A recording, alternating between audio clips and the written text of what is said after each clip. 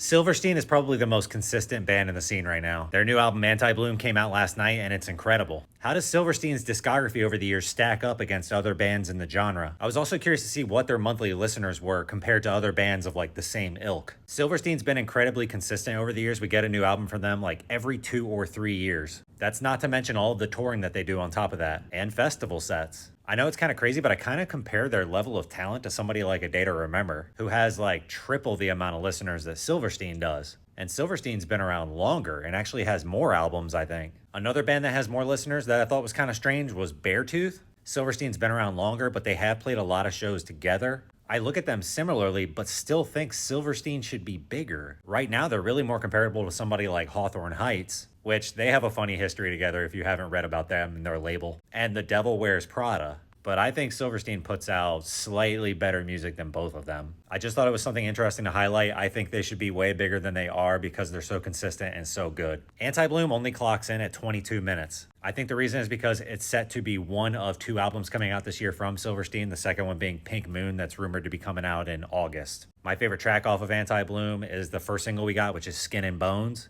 Let me know your guys' favorite track and what you thought of the new album. If you want to check out Skin and Bones and other new rock and scene music, you can check out the new scene playlist made by yours truly.